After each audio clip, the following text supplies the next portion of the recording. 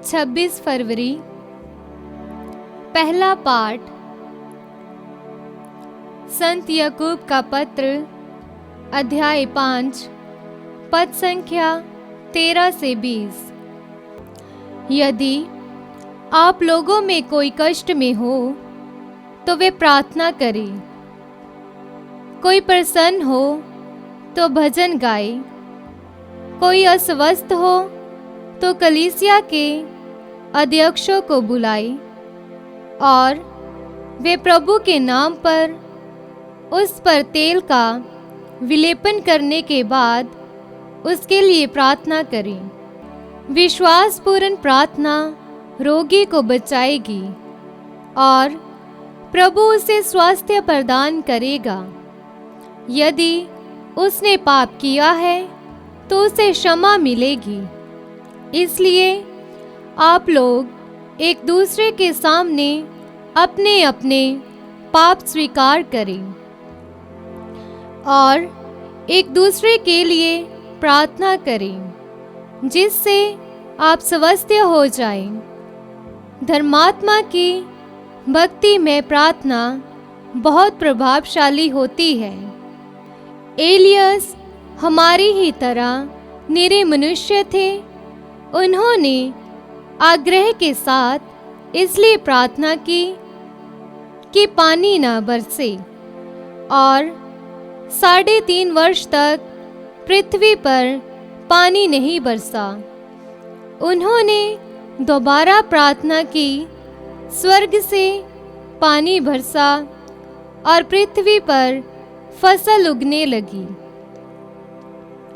मेरे भाइयों, यदि आप लोगों में कोई सच्चे मार्ग से भटके और कोई दूसरा उसे वापस ले आए, तो ये समझे कि जो किसी पापी को कुमार्ग से वापस ले आता है, वे उसकी आत्मा को मृत्यु से बचाता है और बहुत से पाप ढांक देता है। ये प्रभु की वाणी है। ईश्वर को धन्यवाद। भजन अनुवाक्य। मेरी विनती धूप की तरह तेरे पास पहुँचे। प्रभु, मैं तुझे पुकारता हूँ, शीघ्र ही मेरी सहायता कर। मैं तेरी दुहाई देता हूँ, मेरी सुन। मेरी विनती धूप की तरह, मेरी करबत प्रार्थना संध्या वंदना की तरह तेरे पास पहुँचे। अनुवाक्य। मेरी विनती धूप की तरह तेरे पास पहुँचे। प्रभु, मेरे मुख पर पहरा बैठा, मेरे होंठों के द्वार की रखवाली कर। अनुवाक्य। मेरी विनती धूप की तरह तेरे पास पहुँचे।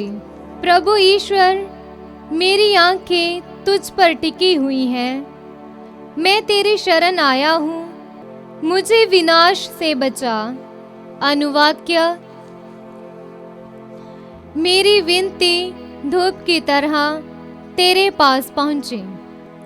संत मरकुस द्वारा रचित सुसमाचार, अध्याय 10, पद संख्या 13 से 16 तक। लोग ईसा के पास बच्चों को लाते थे जिससे वह उन पर हाथ रख दे, परंतु शिष्य लोगों को डांटते थे। ईसा यह देखकर बहुत अप्रसन्न हुए और उन्होंने कहा, बच्चों को मेरे पास आने दो, उन्हें मत रोको, क्योंकि ईश्वर का राज्य उन जैसे लोगों का है।